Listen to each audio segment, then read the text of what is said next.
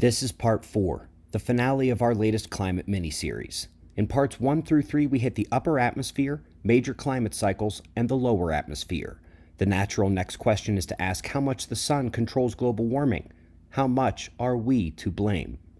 Well, for this, we always play devil's advocate at the outset, so we'll begin with the official numbers used these days for human blame in global warming. And what a shocker, it's 100%. They believe that our carbon pollution is responsible for everything. Now, this paper did not use the solar particle forcing, did not factor in Earth's weakening magnetic field, the lower atmosphere connections and rapid forcing, etc. Same with every climate paper to ever make human global warming claims. And alas, this is where we will begin.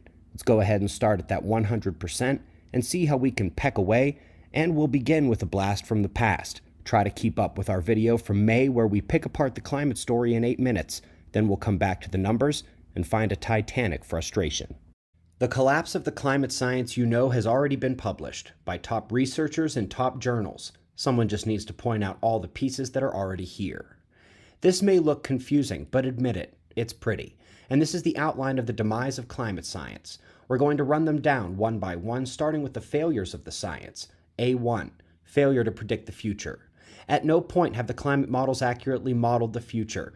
The official observed temperatures have consistently come in below the scary global warming numbers, and it's one thing to not be able to predict the future, but when your models can't predict the past, that's a problem. A2. This was the case with the recent surveys of the climate world, finding the high sensitivity in conflict with the paleoclimate data. And this is a ubiquitous feature among the climate models, the inability to even reproduce the data when we extend the timeline into the past.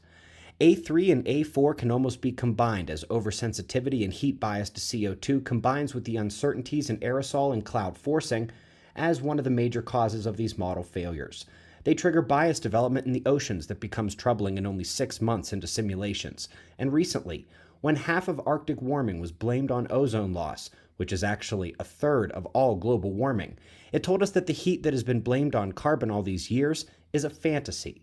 The questions surrounding carbon have been a prominent piece of the literature the last 18 months, along with the identification and quantification of the uncertainties, which again, always seem to skew one way: heat bias. A5 is the lowering of climate sensitivity, which is not only expressly favored in the paleoclimate disagreement studies, but the lack of specific changes that would absolutely be expected if they had the models right and which are simply not being seen, further pushes towards the library of studies out in the last 2 years favoring a less extreme version of global warming and lower climate sensitivity to carbon. And it is not just uncertainty and heat bias that fails to predict the future or the past, but the data itself has come under major question just this year by the world's #1 climate journal. You won't see this on CNN. We've seen the accusations about temperature adjustments into the past and ClimateGate emails about how they were going to rig the data. But the urban heat island effect at A6 adds on a major source of doubt to the realization that something else is happening in the climate. A7 is a point of discussion. Anytime someone points to studies about how global warming is going to get us all, or there's a consensus in the science, those are the studies that have the bias, uncertainty, urban heat island effects, and which can't predict the future or the past. A8. Yes, folks, the changes we are seeing are going to trigger an ice age. When the water is locked as ice at the poles, the oceans are more saline and the mid-latitudes are temperate. Melting the ice at the poles affects the heat transport in the oceans and triggers rapid cooling towards ice age conditions, not to mention those major snow and cold events that have crippled parts of Europe and, more recently, Texas. Climate models fail tremendously at their foundations, and the studies saying otherwise are guilty of an A-list violation, or multiple, and at the end of the day, it's all leading to cold anyway. Section B is unappreciated forcing, the things that are really affecting the climate. Starting at B1, volcanoes. This is the volcanic aerosol cooling of the atmosphere during the time of official climate science. The problem is that this is the data from the US government on volcanic cooling going back more than a millennia. That green box on the right is what I showed before, the time of official climate science, and we are not only missing the true forcing power of volcanoes when we skew the timeline, but we haven't had any major cooling effect from them in centuries. When they ask where the century of heat we just had came from, if we're cutting back the carbon blame, part of the answer is that volcanoes have been taking it easy on us, not blocking out as much light. And then you move on to B2, where you add more to the equation to make up for CO2.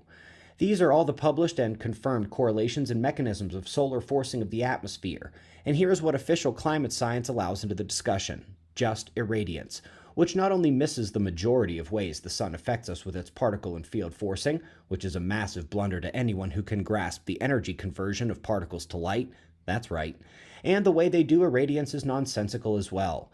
This is our favorite recent example, the irradiance and therefore solar climate forcing in official climate models during the September 2017 solar storms, the largest in 12 years. Yes, some spectra of UV dropped, and in official climate models, it says the sun gave us less energy, but X-rays surged by 1,000, particle bombardment surged by a factor of 10,000, and folks, it was a massive energy input to our planet that showed up as negative solar forcing in official climate models. By the way, the entirety of solar forcing is organized into a climate playlist that can be found linked right below this video, where you can learn what the real effect of those solar storms were on the planet. Cosmic rays are where they fail again to appreciate the sun. Where the sun is weak, it not only gives us less energy, but it blocks out fewer cosmic rays, which trigger cloud condensation and attract dust and vapor particles to enhance the albedo cooling. When the sun is active, it blocks out those cosmic rays, in addition to giving us more energy. That makes it a double whammy of heating versus cooling that, again, is not factored into climate models. The literature from the last decade on cosmic rays and lightning has also been solidified in the last 2 years as well. So just to clarify, that plays into both A3 and A4 along with the volcanoes in the sun.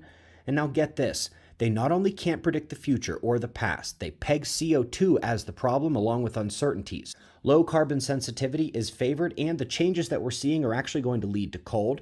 The climate has much more to do with volcanoes, the sun, and cosmic ray modulation than is allowed into climate models. And on top of all of that, the sun has had an easier road to warming the planet with our magnetic field fading.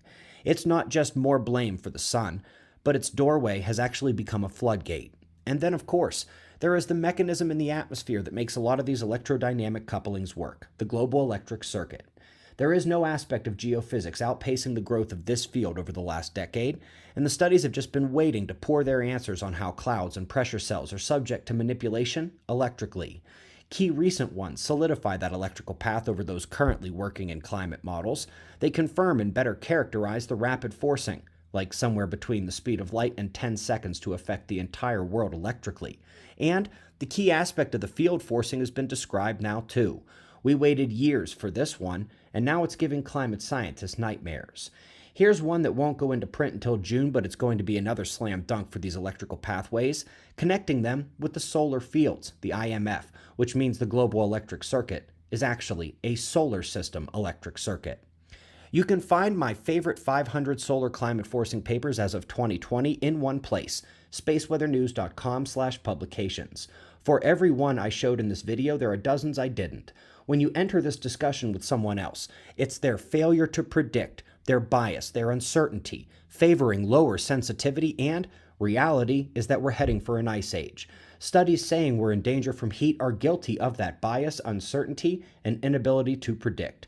They don't use solar particles or field forcing, or an appropriate treatment of volcanoes, solar irradiance, the magnetic field, or the global electric circuit.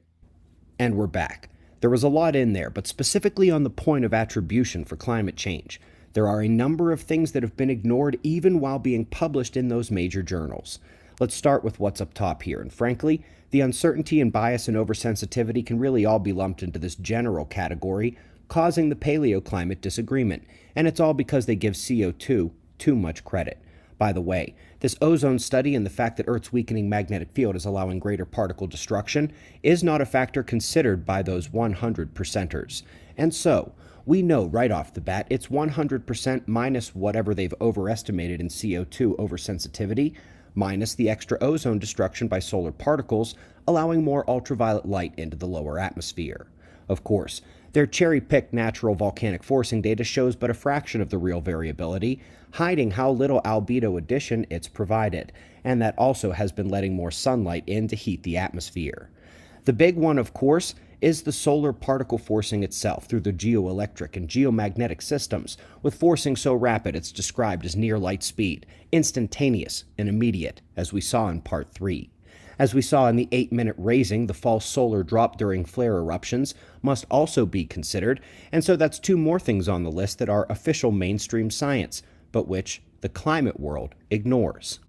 And last but not least, the weakening magnetosphere, amplifying particle forcing and ozone destruction and access to the geomagnetic and geoelectric systems, and even working the mixing of the carbon dioxide, such that whatever amount we can attribute to CO2 is still partially driven by the sun and geomagnetic system. Now, the titanic frustration. What here can we absolutely quantify? Well, this. We can see how the solar forcing inputs falsely drop due to coronal dimming in certain UV wavelengths, and it's hard to get beyond that, really. We can't really quantify just how overestimated CO2 forcing is, despite their attempts to try, and the same goes for other reductions of their 100%. We know albedo from volcanic emissions is down a few percent, but that's not the only factor in albedo. We know the solar drop is false, but not just how much the spike should go up. And while we know how weak Earth's magnetic field is, without quantifications of the previous items, we can't really translate those percentages. So, how much do these cut back that 100% human cause? How much can we blame the sun and magnetic field and volcanic quiet? I don't know. But they don't either. Not even close. The closest they come is recognizing some of these numbers, and then not including them in climate models. They know they attribute too much to CO2, but don't stray from their political line. They have not even investigated a lot of these avenues, and they have no incentive to do so. Not when they've created a $50 billion a year industry to say just what people want to hear. I'll ask you to just recall the recent story about global warming starting earlier, extending the timeline, with the message delivered to us that, oh goodness, we've been so terrible and been that way for so much longer than we thought, basically doubling the timeline we've been globally warming. But the problem is, that doesn't change what the modern warming numbers are. It just means it took much longer and much more carbon pollution to get there, which means that CO2 is not what they say. Something is missing in the analysis, and their scary timelines are off by, well, at least two. Too short. I'll ask you to recall the recent story about how the Antarctic ice sheets have an amazing history. They destabilize and restabilize within only a decade. This was used to scare us into thinking we could lose this ice at any time now. But then we remember, they tell us that modern warming is unprecedented and that it's been going on for much more than a decade. If it's so unprecedented, why hasn't the sheet destabilized yet? If their version of how it happens is right, why hasn't it happened yet? Of course, we know from part 2 that it's nothing even remotely close to unprecedented warming when you learn about the Dansgaard-Oeschger events or the Heinrich events. Folks, these things they're saying don't make any sense. The math doesn't work. They are ignoring critical aspects of the climate system, they are plainly lying in their qualitative descriptions of climate change, and they are truly not even trying to investigate. They have the data, satellites, supercomputers, scientists, and thanks to recent papers, the mechanisms and the models. But they're getting paid to prop up a paradigm that is going to be used as the death blow to the modern world, and on the heels of the COVID measures, to break it down so they can build back better their way, their control. Digital everything. Not sounding so horrible until you realize a solar flare can take it all away one day, and also in that world, try to dissent. They'll just turn off your number and poof, you're nothing. You think this is crazy? You need to wake up. This is what's coming out of their mouths. I'm not creative enough to come up with this. This is their end goal of everything that's been building the last 20 years, longer really, and most of all, since the inception of 2020. Think it will build back green? Did you miss Biden's sale of the energy fields in the Gulf of Mexico about 2 seconds after the climate summit this year? They're playing you. Think science and geopolitical and economic upheaval are unrelated? Think again. These worlds are colliding in obvious fashion, and while reducing pollution does make a much better environment in which to live, carbon is plant food. The real science is being hidden, and it's all in play for what they call Agenda 21, what they call the New World Order and the 30 by 30 plan, what they want in our lowered expectation, and they're expecting us to own nothing and be happy. Their words, their goals, and their weapons and lies to get us there. Climate is their ace in the hole, and they're getting ready to use it. Eyes open. No fear. Stay free, everyone.